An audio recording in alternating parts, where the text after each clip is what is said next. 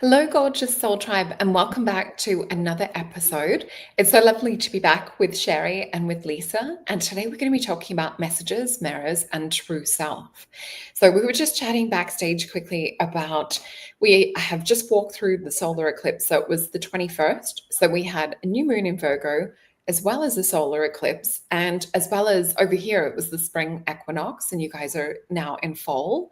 So it just feels like this crazy portal that we've walked through. And previous to that, we had, I think it was the uh, new moon in Pisces, or it was 2 weeks before we had the lunar eclipse in Pisces as well, which may have been the full moon, I think. But either way, we've sort of gone through this phase, and I can see Jake here. Hey, Jake. Hi, Lovely Jake. to have some soul tribe here.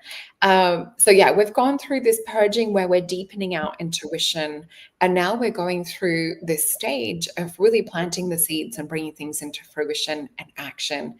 And you can just feel that there's a lot of tension in the air at the moment, and a lot of, I guess I would call it like potential energy, or like Sherri's experiencing with the thunder and lightning storms over in Florida today. It's like we can feel this electricness in the air, but not necessarily knowing where it's going to hit the ground.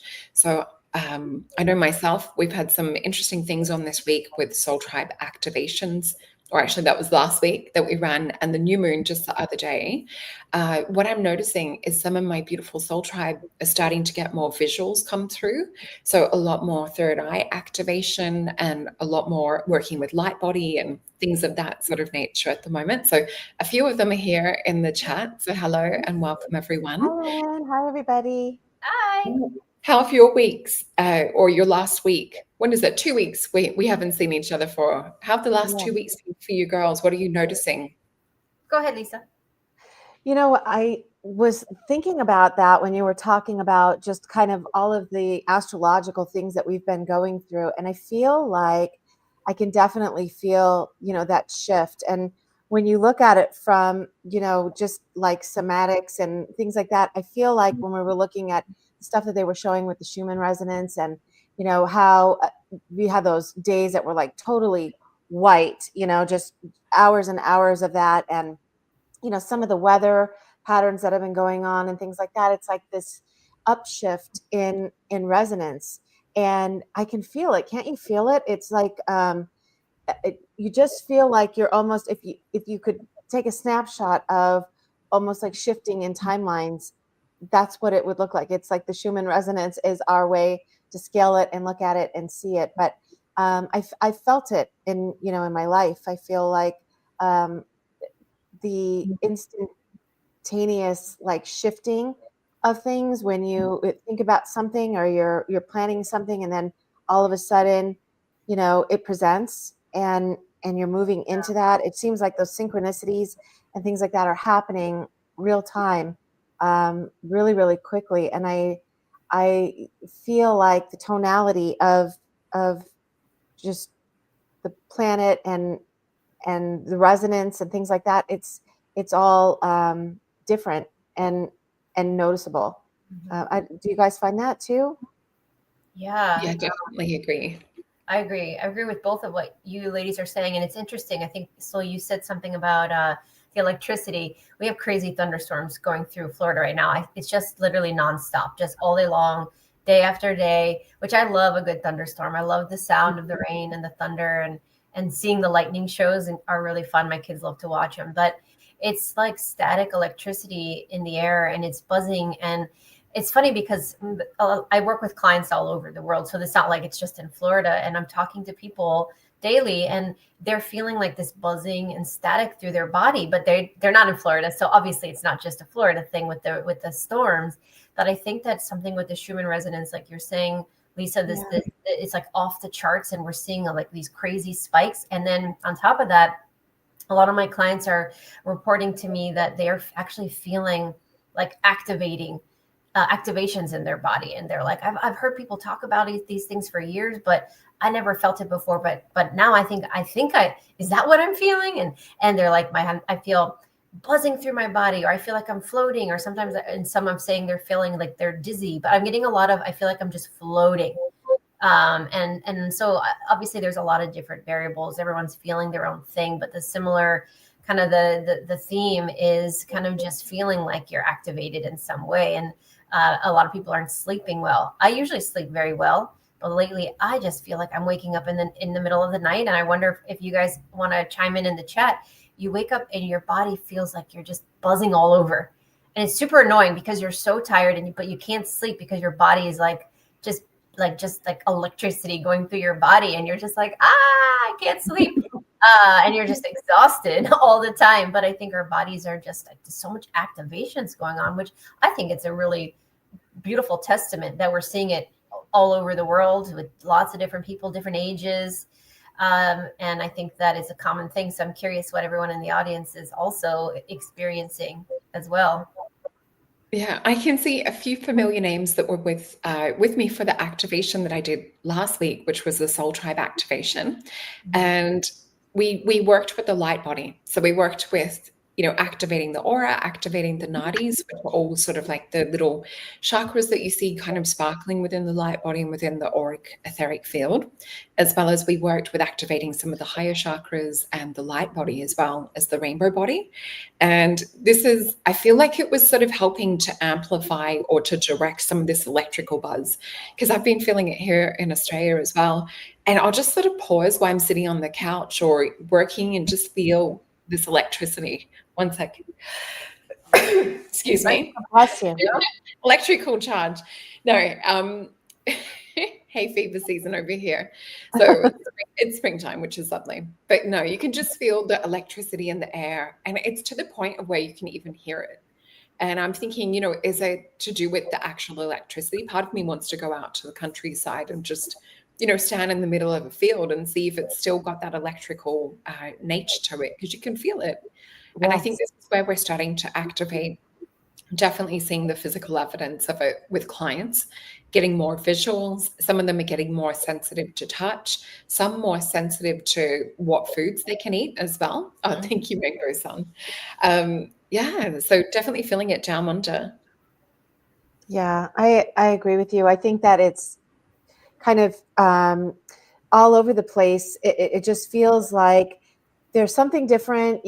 Maybe people aren't putting their finger on it, or the people that are in your family even that aren't as aware as, our viewers are. But they can feel change. There's something going on, and it just feels like everything's, very high level, high frequency. And in some circles, it can look like chaos, right? Some of the news cycles and the things that we're seeing, things can be getting very, very chaotic too. But it's just this energy uprising, like an increase in everything. And it just makes it feel like stuff is happening faster. And, I was wondering when we were talking about sleeping even, I wonder if it's going to get to a point where we don't need the same amount of sleep. Like right now we're going through that transitional place, and you hear that that's going to happen down the line as we're kind of evolving. But I wonder if it's going to come sooner than we recognize, because I definitely see it with food, right? Like we eat differently now for sure, less, and you don't need as much. And the things that, the kids were asking me for and wanted and things like that, they're not asking me for it anymore. And at first I thought, well, maybe it was because, they just knew I wasn't going to get them fast food, or I just wasn't going to get, but I was talking to Gigi about it, and she was like, I don't want it. I just don't. Yeah. And I was like, well, that's good, because now I don't have to fight with her anymore about it. But, the fact that she doesn't want to eat those kind of foods is a huge tell to me, because when she does want something, she wants like a big fresh salad, which is amazing. That's great. I mean, I think as our bodies change, what we can process is changing. So our bodies are recognizing food that's not real much faster now. We're getting stomach aches when we do eat the foods that we think that, we used to like. And they were like, oh, let me just have some of it again. And then you're like, oh, I don't like this. And I think that is a big one. And sensitivity to sound seems to be really common right now. People can't deal with the noise. And interestingly, children, two things. I've been told by parents for, 7-8 years now that their children don't sleep anymore. And I've been getting the messages through those sessions that we are definitely not going to sleep as much as we used to. As our bodies change, our frequencies change, our density changes. Our body won't require as much sleep. And I remember thinking selfishly, this is so funny. This was, I don't know, Aramis was my youngest, so she was maybe 2. And I was like, no, wait, can we have this change when the kids get older? Because I want to sleep, right? Like I was thinking about it from a selfish perspective because I'm a sleeper. And honestly, hands down, the biggest challenge for me as a parent is the no sleep part from the newborn stage all the way through. Like that has been the hardest part. So I was like, no, let's push that off until like later. But a lot of children, they don't sleep and they don't need as much sleep. So I think we are seeing it in the younger generations and we're catching up to it at some point. But children are also hearing the sounds that we don't hear. So when I'm working with children, a lot of times they're like, don't you hear the sounds? And their parents are like, what? And they'll say they hear like the world is loud and they hear the buzzing, and then they hear like one of the kids recently said he hears sounds coming from the sun, and he couldn't describe it to me, but he said it's like a buzzing sound, but it's like a lowish tone, and he was trying to explain it to me, but he didn't have words to describe it. And I was like, well, does it bother you? And he's like, no. And he's like, well, if I focus on it, then I only hear that, and then it drowns everything else out, and it can be really hard to concentrate. But it's generally like, you know how you get used to a background sound? It's like one of those, like a fan is in the room and you just forget, you don't really notice it anymore. So they're hearing all of these sounds that we don't hear, good and bad. I mean, children hear the voice to skull technology of negative affirmations, and they'll tell me when I'm at school, I hear these thoughts come in my head. I'm not good enough, and I'm not smart. I'm not worthy. My parents hate me, kill myself, like all of these horrible things. And they tell me about it. I've written about it in a couple of my books. I didn't believe it at first. I mean, I believed them, but I couldn't believe it at first. And now it's just like, I've heard it so many times. So I think we as adults are tuning in more to those sounds as well. Yeah. I think you can hear the sun when you go, like if you're, especially if you have like rays hitting you and stuff, there's like a shift. You can kind of hear, it's faint, but I totally get that. And I understand what he's saying. And I'm sure you guys too, especially because of the work that, we do. But if you are tuning into a place, like a certain planet or a certain place, like, on the map of the solar system or whatever, there's a tone that is in the background of those places. And it's interesting that they, can hear it. But my guess is that it's going to be like that for everyone when they start to think about things and stuff, because that's really how it starts, right? Is you're thinking about it and stuff, and then you kind of hear that undertone, the subtonalities of these places. So it's interesting. I think everything's just kind of turning up. Yeah. Oh, Lisa, I've popped down the bottom a little add to stage thing just to share that's related to what we were talking about with electricity. So this little pic is a Kirlian photography pic. Let me see if I can make it a little bit bigger. So this one was Whole Foods Nutrition was where this one's from. So we can see that there's a slice of meat, and we see a lot of the plasma electricity kind of discharging or not really like holding in the food. And then we see with the apple how, it's just a slice and you can still see the energy and electricity is still quite alive within it. So if we think about the food that we're eating, we're really naturally being more drawn towards electrical foods a lot at the moment, is what I'm hearing from a lot of people. So this is helping to build the light body. And this is just a photo I found the other day to kind of demonstrate, this transformation or activation that we're going through as humans. And then I just wanted to also pop this one up because a lot of the work that I've been feeling to do right now has been really, putting the earth at the center. And we've been using this in some of the activations and things we've been working with in some of the groups that I run.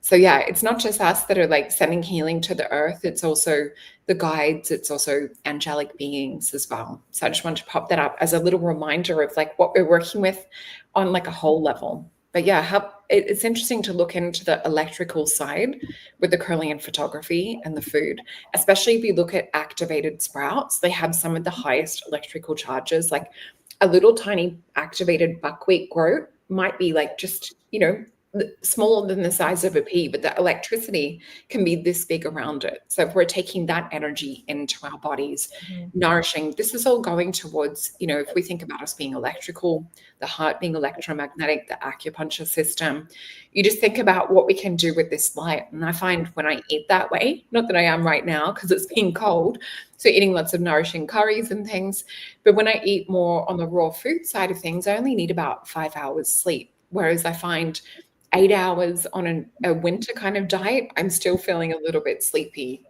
or waking up, through the night, excuse me, through the night. So yeah, I notice a huge difference depending on the way I eat. Wow, that's interesting. Yes, I love Yeah. I feel like people are, a lot of people, including myself, have changed their diet to more fruit.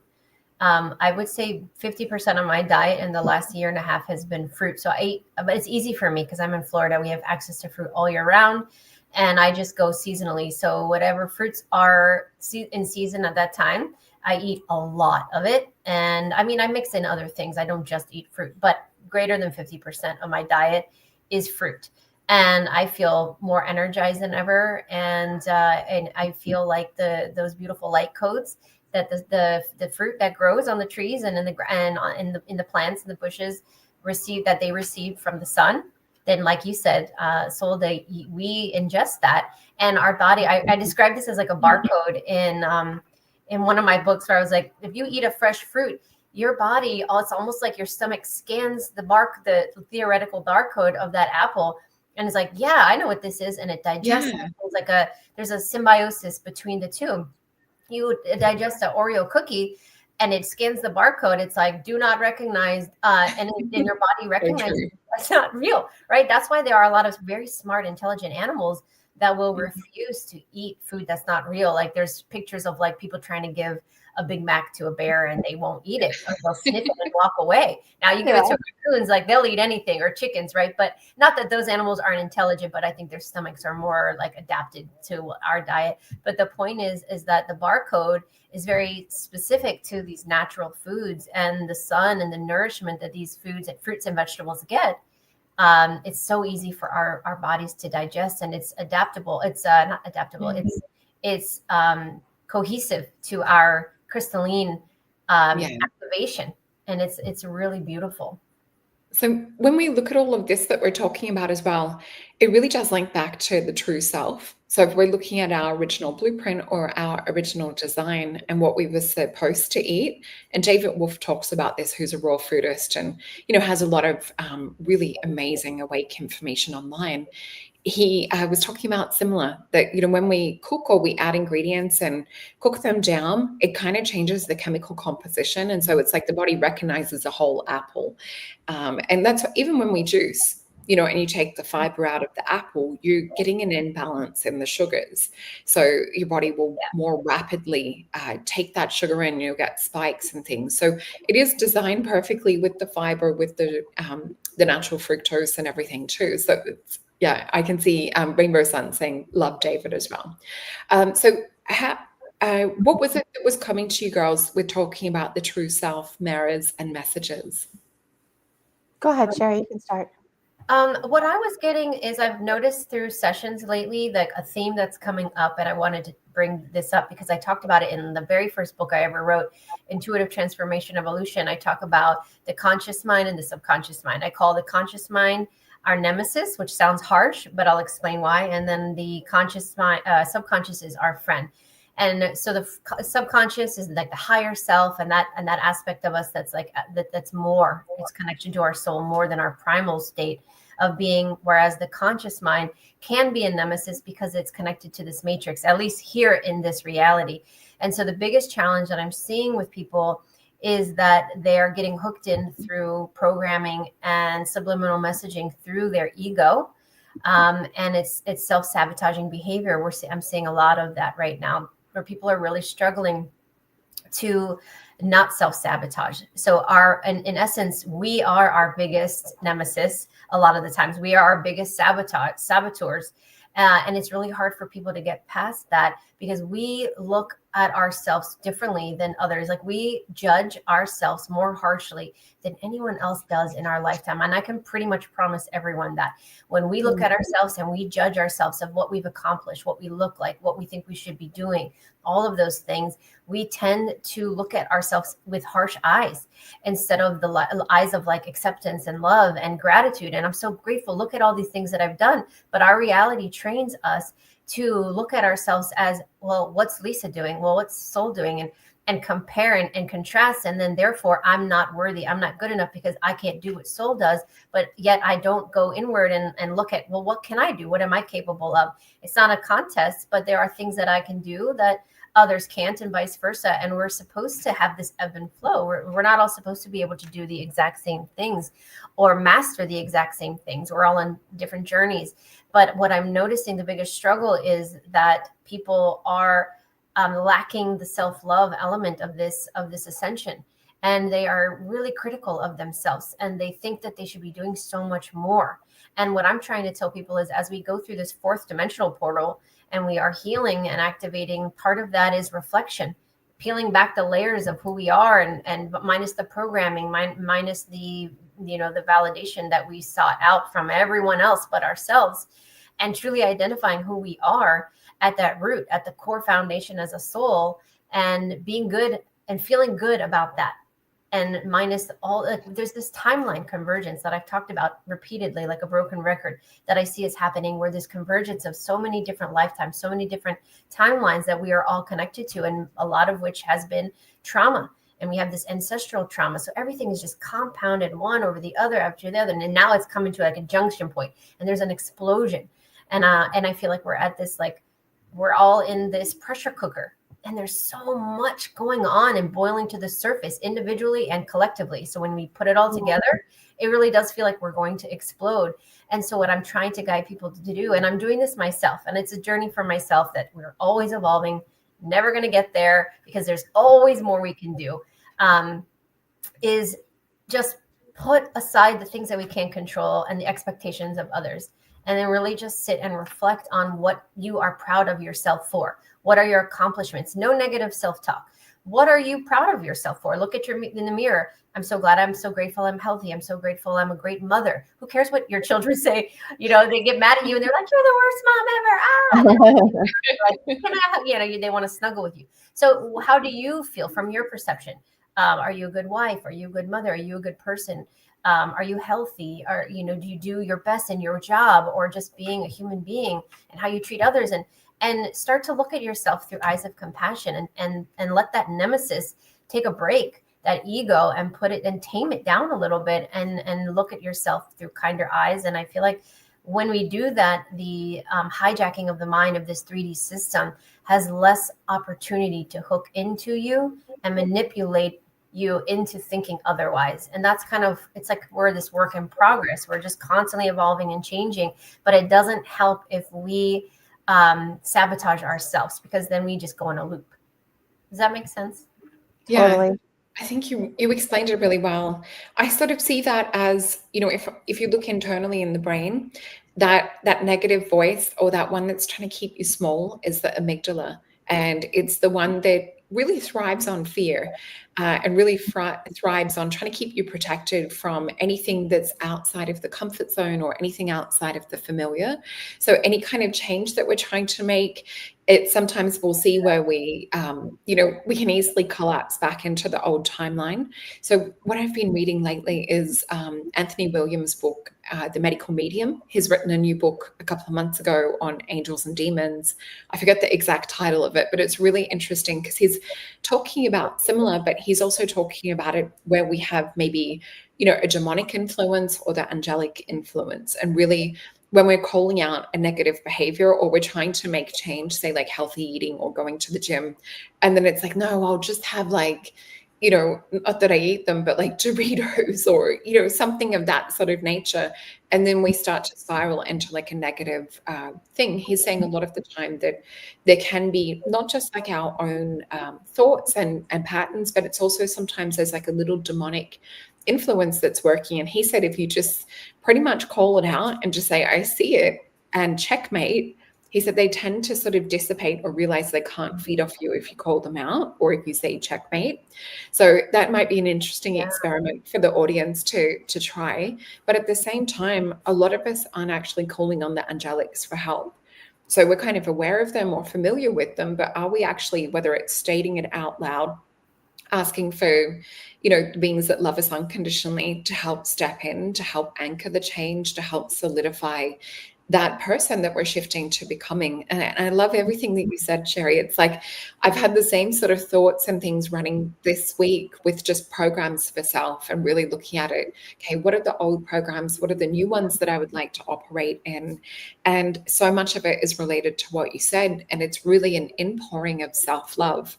Because when we top that up and we sort of fill with that, we have so much more to give and we're so much more magnetic and radiant to other people. And it's also, if we're looking at it, filling this first and everything else, like we've got in the title, being a mirror as well, it's interesting to see who will come and mirror that energy back, or who will come and actually bring a little bit of a demonic presence too. So you'll see also where there's like little triggers or people coming in to try and activate us to go back to old patterns and things. And that's where I've also found to use that new little checkmate thing that Anthony Williams talks about being really, really interesting, because it's almost like psychically you're calling it out or you're disconnecting from that.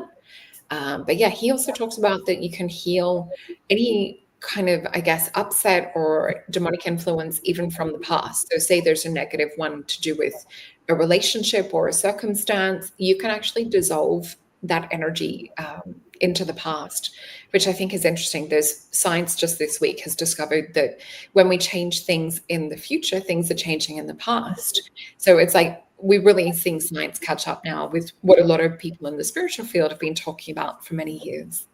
I love when science catches up with spirituality and there's like a convergence of the two, because it's a lot of what the spiritual community has been saying, but now like, because they can prove it, a lot more people are on board, which I think is great. Whatever you need to have like the substance behind it, because some people really are just those left brain thinkers and they need the proof. And my son is one of those. So I'm living with one, and it's very challenging because he doesn't believe in anything I do. He says like, I just don't understand it. He's very math oriented. It has to make sense. He has to be able to read it somewhere. He's a very logical thinker. He's like a genius. But when it comes to the right brain or having faith or just believing, I don't know. I'll hand him a crystal and he's like, this doesn't do anything. And there's no, and I want to see this. Show me something on the internet that says that it works. A doctor, somebody tell me. And that's what we're working with, and it's just no better, no worse, just different. And so different personalities, but science and spirituality, the merging of those is like, it is such it will really propel us so much farther in our future than anything else. If we could just get, which I think we're getting there right now, which is really cool and exciting. Sorry, Lisa, I think I interrupted you. No, not at all. It's actually the same thing. And we don't recognize it as that because we always have to compartmentalize everything, right? So we look at stuff as it's all different, but really what we're looking at is an aspect of the same exact thing. And I'm kind of like your son. I like to geek out on the science part of it. And when I hear it and I like look into it, because I needed to know the same thing, and it made sense to me going back to the crystals when I was like, okay, so if we can look at plants, and we can look at them from the perspective of that, we know that if you have certain roots of a plant or certain, leaves of a plant or whatever the aspect of that is, the flowering part of the plants, and they can do something for you and they can heal you. And we can measure the fact that it's alive, like Sol was showing us with fruit, and how, you can see the electromagnetic stuff coming off of it. It makes sense then that if crystals are part of earth and they're part of rocks, that they're going to have a resonance as well. And why wouldn't they do that, right? Because we use crystals in our watches to kind of keep time and keep it going. And the military uses, crystals and things to, for their military stuff, for computers. Crystals are in computers and all of those things. So, but I had to kind of work through that in my mind too, because I need kind of that science aspect of it. And it's funny because neuroscience, when you were talking about the amygdala, they call that the default mode network, Yeah. where it's like always chatty and it's always kind of looping and it's always making us kind of go into comparison and stuff. And that's ego, really, right? So, and if it's left unchecked, it'll drive you crazy. But you just have to remember that, like every choice is a frequency match in the quantum field that you're doing. So instead of like letting your ego, be something that kind of runs amok, maybe you can allow it to be the tuner, so that you're allowing it to help you find the things that you resonate with instead of pulling you to things that you don't, right? And then I think that it's funny too, because we were talking about science, and when things get crazy in my life, I always go back to like my breath and my body, and we talk about that heart brain coherence and stuff that we want to move into, and you feel calm and centered and stuff. But the part I love is that Katie in the chorus was talking about that when you meet resistance, they don't look at it as a problem. They look at it as proof that you're expanding, right? So at the point that you're thinking like, am I doing something wrong? Because you're meeting resistance in something in your life, you can say to yourself, no, this is me stretching into more of myself. And so when you look at it that way, you shift how you feel about it, because you understand that, you're meeting the resistance because of the change that you're making, which is a positive thing. So, the ego can be your friend too. We always hear that it's kind of bad, but I don't see it that way. It's there to kind of show us as the tuner. You're out of tune here. You gotta tune into something a little bit different. But sometimes I laugh at it. Like if I see that my ego is kind of giving me judgment about things, or I'm judging, something I did or something the girls did or whatever, I'll literally just start laughing. And I recognize that that's what it's doing. And I'm just like, okay, and just like, I got this, thanks. And I just kind of put it down and keep it moving. I mean, I think if you become friends with your ego, that's like the sweet spot, right? It's like you've learned to tame it. It's all about taming it. And then it takes a lot of self-mastery to do that, because I used to be really in the shadow side, not really ego based, but the shadow side is your ego. So I guess essentially I was holding on to my pain many years ago. And I was just such a dark person, just so angry and bitter. And then I went through an enlightenment phase, and then everything was like light and love. And then I realized, okay, well, that's not practical either. But I needed to go through the contrast of that for a while. And my first son, Jordan, really helped me experience that contrast, that I had never felt love like that before, and that opening of my heart. So I needed those years of just light love and just pure bliss. And then life, changes, and then you learn to have balance. It's all about balance. But it's really hard for people to get from one to the other in order to even find that balance. It's crazy. And the more crystalline we become, we are like crystals ourselves. So we're all amplifying and projecting right now where we are in our spiritual growth. And that's why we're seeing such a spectrum of like extreme anger and extreme just rage, all the way to those that are like, oh, this is the best life ever and I have no problems, and nothing wrong with that. And then everything in between, and everybody is kind of experiencing their own thing. But when we project it out, we're amplifying where we are right now. So wherever I am in my journey right now, I'm amplifying that out, and everyone is seeing and feeling what it is that I'm amplifying. And it's really hard. And I'd love to get your perspective on it.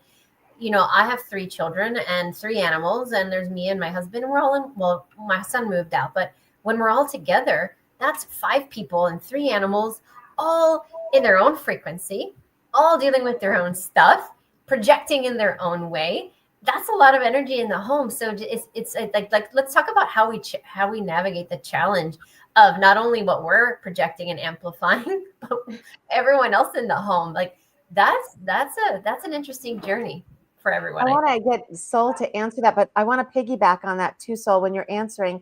Yeah. I'd also like your opinion on, I've been noticing, especially in and around my family, but other people too, kind of out in the world.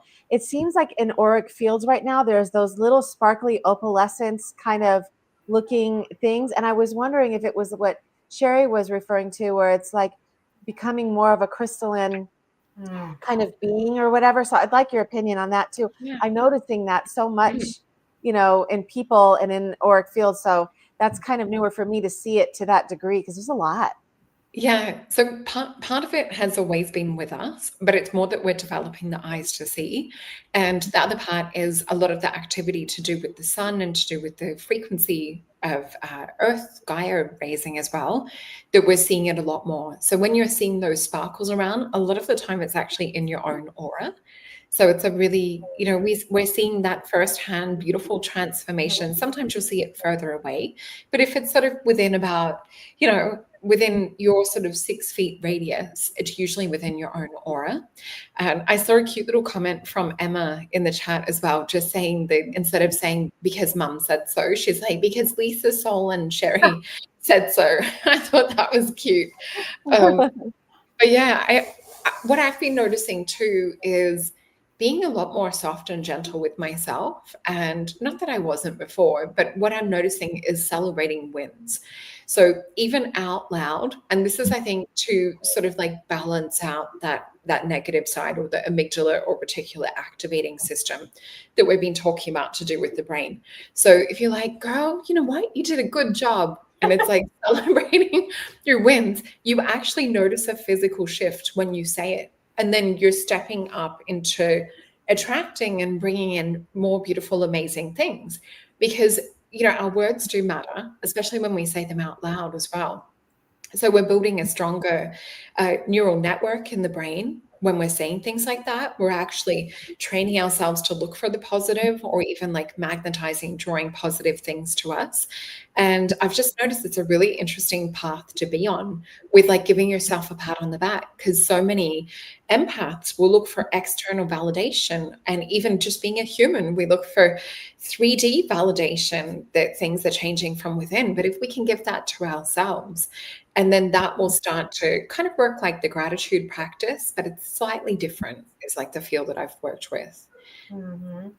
And what do you think about the family dynamics within the house with the different frequencies? Yeah. Well, yeah, we have a similar thing. I've got 3 children, and they're pretty much grown now, but my partner's also got 4.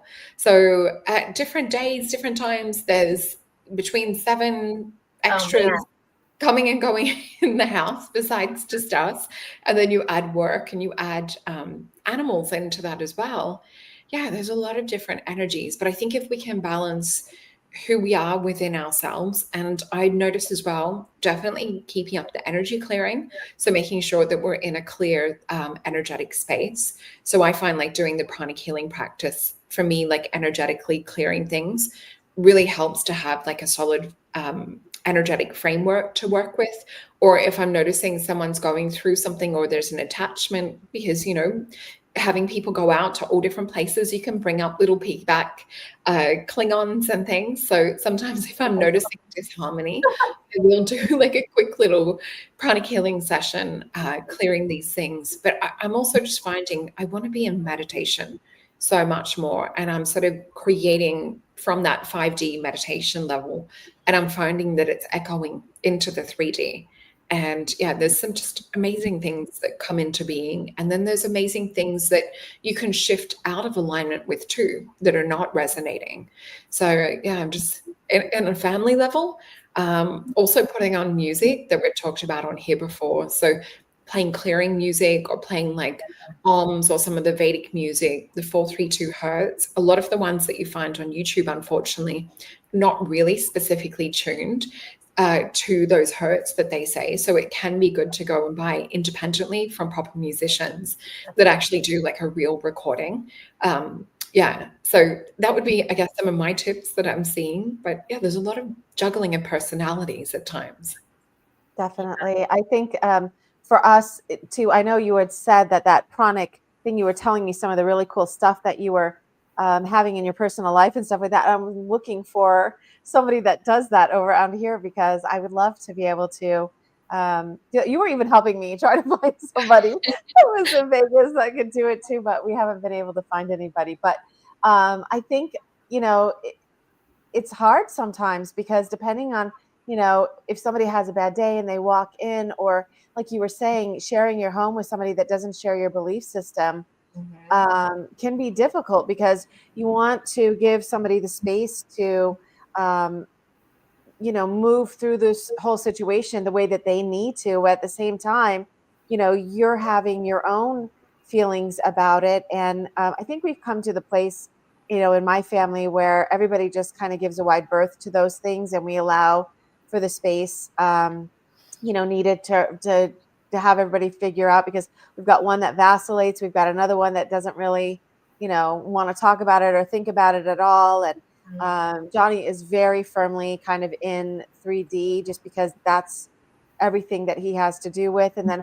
I'm over here trying to, like, figure out more and kind of move into a different deepness of it. So it's interesting. It's an interesting dynamic. I think it's probably also pretty common. Yeah, we have that too. My partner's, being a triple Taurus and part of fortune in Taurus, and I think South Node in Taurus as well.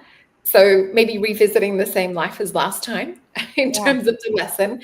But I mean, that's all very 3D fixed to do with the material plane side of things. But yeah, it's interesting. It doesn't mean that like there's any less value that they add to the spiritual side of it. I've learned so much from him, like around grounding and around like physicality. And yeah, it's like we kind of balance each other out. It's really interesting. And I see that in Johnny as well, but he's still got that beautiful doorway open. Because each of the characters in your household, I've met a couple of them. They're all beautiful individuals. Not everybody. I don't think you only haven't met my two oldest sons, but everybody else, you know them all. Yeah. I think finding common ground between each other is really important too, because there are people mixed, like you just both mentioned. And I'm like Lisa, I'm like way up here and like, spiritual realm, and everything's going to be fine. And that's the kind of work that I do. Well, not that everything's going to be fine, but the type of work I do is very spiritual based. And then my husband's in like real estate and money and like 3D stuff, and completely two different things. And then, I have a daughter who's extreme right brain, and then the son that's extremely left brain. So they both need to like have some balance in between the two. And my oldest, he's actually pretty balanced and everything, but he's not here. So it's like, how do you find common ground for everybody to like a leveling playing field? And my biggest advice is just find something neutral to do with each other. So I've said this so many times, but it's still our favorite. We love to watch funny videos on YouTube as a family. On the our big TV, we'll put like silly cat videos and animal videos, and it makes everybody laugh. Or we'll play the last weekend we had, it was my daughter's birthday, or the weekend before, and we played fun games, like like silly games where we all had to like write things down, and then we were trying to like see if we can come up with the same things, but we were cracking up and laughing, and nothing to do with anything. But it was just pure fun. So just bringing some joy and laughter outside of politics, outside of work, outside of your children's school, outside of stress, outside of health concern, all of it. You just have some sort of a common ground. And I think that's really important, so that you remember, why you guys are here together. Yeah, I definitely think so. You know what? I think with the time I was just looking at, it's a really good time for us to shift into some of the animal stuff that you were talking to us about. It's fascinating. So tell us what you're hearing. Yeah, I'm having a lot of animal sessions lately, and so many things are coming through, and these sessions are boggling my mind. And some of it's kind of lower frequency, but the point is I want to share it because I want to help people learn how to combat it. And I want to talk about a session I had today.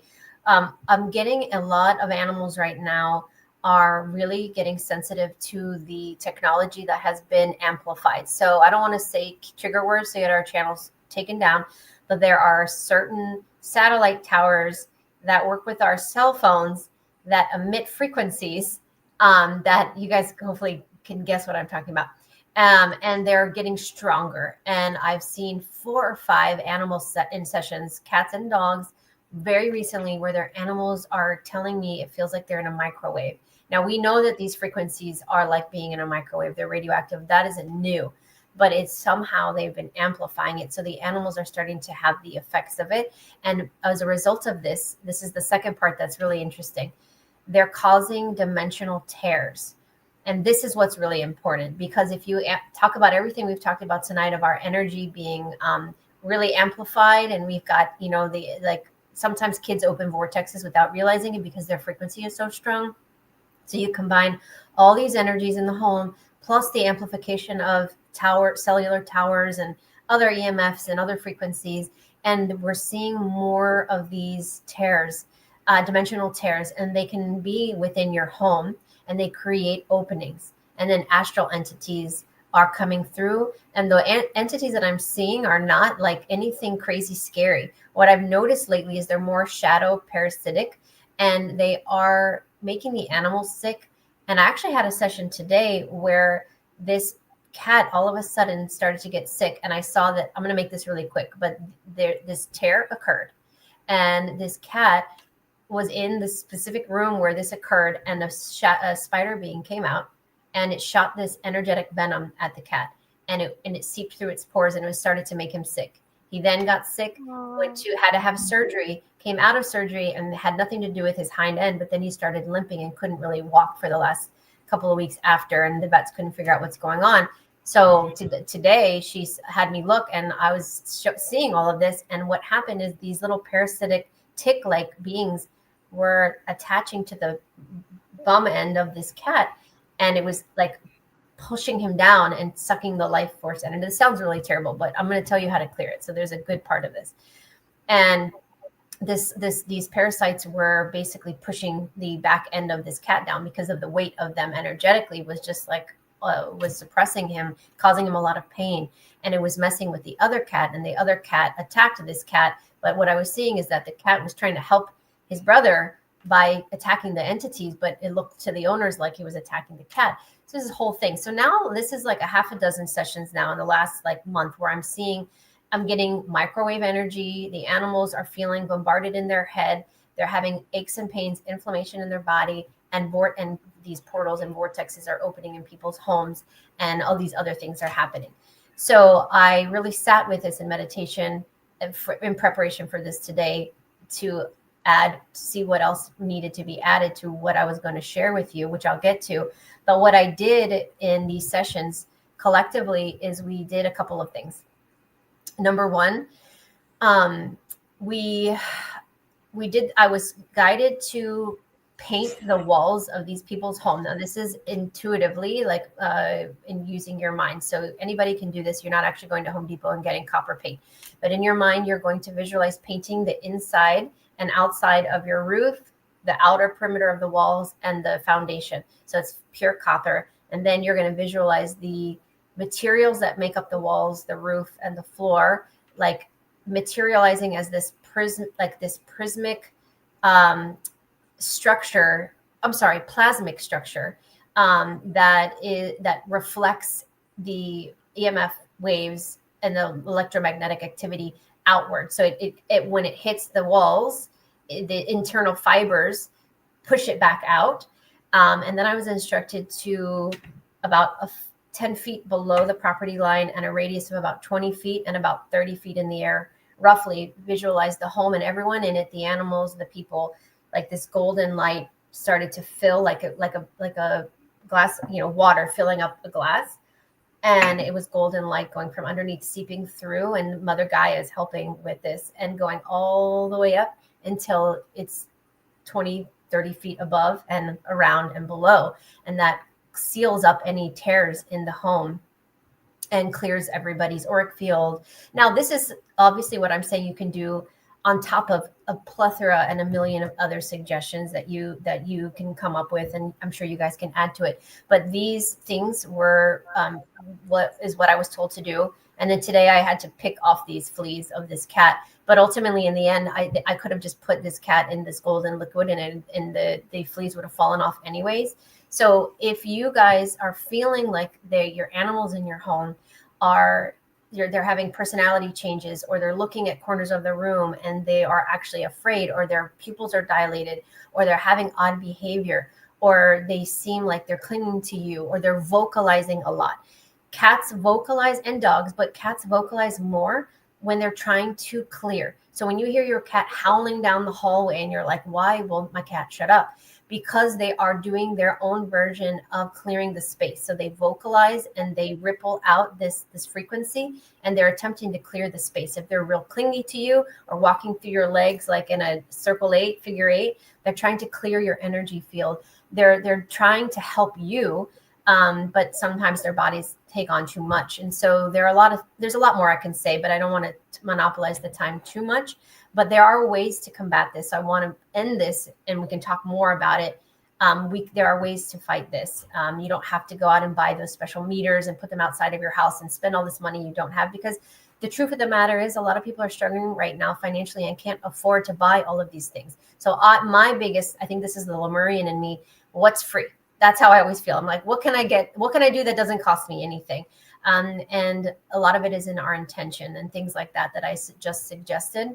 And obviously, if you have crystals or you put rock salt around the perimeter of your home. I was told today to have the lady put a big thing of salt in the room where that portal was, and then cover it with some sort of colander or something, so the cats, because you don't want the cat to eat the salt, because they could get up high too, and put something on it and then change it 5 days later. There were a couple other things that was suggested today, but I think that if you're just unsure, do the golden light. And then the last thing that I'll say, we called in the animal kingdom, which you all know I love to do. And what they told me is to have visualize animals like mustangs, but you can have any animals circulating. That's not a word. Circling your house, like in a circle, just like running in circles. And you can hear, I could hear the hoofs and the sounds and the dirt coming up, and the birds going in circles and going around your home in a circle, just hundreds of them, just clearing, and it creates a vortex, and it goes up into the universe, and it transmutes and clears. But these animals help create this vortex around your home, and you can call upon them once a week, every day, to do a clearing. So I think all of those things were the main things. You can also call on your angels and other things like that. But the animals have been telling me a lot lately that they're feeling an amplification of energy coming from towers, satellites, EMFs, televisions, things like that. Wow. I think animals are some of our greatest teachers right now. Science shows that migrating birds can literally read the Earth's magnetic field. And, you talk about think about when animals can sense earthquakes and storms before we even know that they're, going to come and stuff. In the unified field theory, it's supposed to be that they're tuned into the actual fabric of the field, and so that's something that we've forgotten how to be able to do, that we can't tune into it that way. So, and spiritually, it's exactly what our ancestors told us, right? And they said that animals are messengers.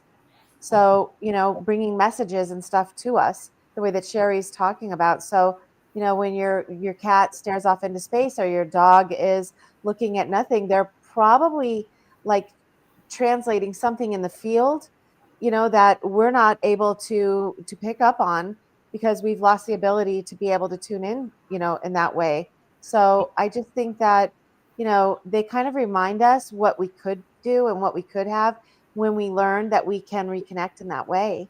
We're so lucky to have them in our lives and in our homes, kind of be able to show us, that these things are in our field that we can't see. Yeah. I've noticed that even with Lyra and with other cats that I've had as well. Sometimes they will stare like something's there, and clairvoyantly I'll see a portal opening sometimes. Other times I've even had the infrared camera set up, and one of my old cats, Hermione, she was watching something come through from the outside of the building in the house in the lounge room, and she was like following it perfectly with this orb that's flying around on the infrared camera, and then watched it fly back out. So they're so attuned. But we actually do have the equipment. We've got the magnetite crystals that are in the pineal, just like birds do. But it's, our navigation system and our distraction with 3D reality is so off compared to what it would have been organically, back in, I guess, when we were just existing in gardens and things rather than in, and this is an interesting thing when you look into architecture. So Rudolf Steiner, a lot of his buildings are more designed with the Fibonacci sequence or Fibonacci spiral and the golden mean ratio. So the Gothitheum would be one of them. Another building that's designed with very interesting architecture would be Antonio Gaudi's La La Sagrada Familia in Spain. Yes. So a lot of the old architecture and a lot of the old Chartarian buildings were actually designed to harvest and hold pranic energy or chi, life force energy. So we've kind of boxed ourselves in these little houses that have become electromagnetic cages. Yeah. Even in that book that I was referring to before, the Anthony Williams one, he talks about this is where you have like two walls and a roof meet. He said this is quite often where people will see dark shadow beings, or, especially children will see them on ceilings going to bed at night. I know this is all stuff I witnessed as a child, or sometimes sitting on top of doorways. So they seem to be able to navigate into our matrix through these particular angles. So not saying to go and turn your house into like a yurt or anything like that. Yeah. I feel weirdly drawn for years now to live in a yurt. I always joke about it. But maybe, it could be a different experience. But I think Sherri shared so many valuable tools then. And I practice the salt water in our house too, and I see it as a psychic vacuum cleaner, just cleansing the energy of the space. And it's such a great practice. But I love everything you said about using the animals as well, or not using them, but inviting them to come and help with the clearing. Because I actually had that show up in a session the other day in a little reverse way. I saw two eagles, massive eagles, circling above this property in one of my sessions. And for the client, I'm seeing this, but then I'm seeing that the birds are actually connected to a vortex point. And it's kind of like that's drawing our attention. They're showing us that there was like a vortex point or like an energy field that we could work with. So I think animals really do hold keys and clues. And as much as we can, getting back into that kind of mindset or brain, it's where it's important to either go camping, go for a walk in the forest, switch off from the 3D box and from the electromagnetic warfare that's being sent. Yeah, absolutely. One way you can combat the portals in your doorways is to put crystals on top too. I always have crystals above each doorway, because any doorway can be used as a portal, and you can deactivate it. Well, in my mind, I'm asserting my intention and power, saying you cannot use this as a portal, and you'll put crystals on top. And my good friend Laura Ventine tells people to if you have a mirror, which I'm not a big fan of mirrors, but you put in the corner where the point, you can use a Sharpie and color in and make so it cuts off the tip of the what am I talking about? Where it connects, and it apparently deactivates the portal. I didn't know that, but a lot of people have done it and say it helps. So there's the other ways you can combat a lot of this stuff. Speaking of the doorways, I actually will write on a Post-it. I've got one tucked into the little wooden frame, the faceboard that sits over the plaster. And it just says, I'm trying to think of exactly what I've written, but it's like, nothing of malicious or malefic intent shall enter this sacred space, something like that. And just putting things over like the front door, the back door, all of the old witchy things, a bundle of rosemary, tied to your front door, or a plant. There's reasons that the wise women, which is the translation of the word witch, there's reasons that they did all these things. Yeah. Someone was asking which crystals. I use black tourmaline, shungite, selenite. Those are my favorites. Some obsidian sometimes, but I'm not as big of a fan of obsidian. But you can kind of go with it. And I like rose quartz in all the rooms too, because each of my children have like a ginormous chunk next to their bed to help with calming energy. So you just have fun with it. Yeah, we did that too. The Post-it note over the door. The soul has helped me with all of those things too, and the salt. We have the black salt, at all the windows, and Emma and I walked around the house and kind of put it around the perimeter of the house a couple of times, and crystals as well. We do that too. But it's fine. We have crystals. Well, I think we have several crystals in every room. But I think that all of those things, that whatever makes you feel like you're doing it, the intention is the most important aspect of it, I think. And just having the visualization of the different things that you're doing can bring in, a sense of reclaiming your space for your family and what it is. And I love the visual that you were giving about, the cylindrical light that you were kind of putting around the house and the perimeter when you were talking about painting the walls in copper and using the plasmic floor and all of those things. I was doing it while you were saying it. Me And too. it's funny because, yeah, you could feel it, right? It was like all of a sudden this more uplifted kind of space. So because you always want to protect, your animals, they're your family, and if they're doing all of these things to work so hard for us, you want to be able to do all the things that you can do to help them in their mission, Yeah. to be with you and your family. So it's beautiful. Thank you, Sherri, for sharing all of that. That's really cool. Yeah.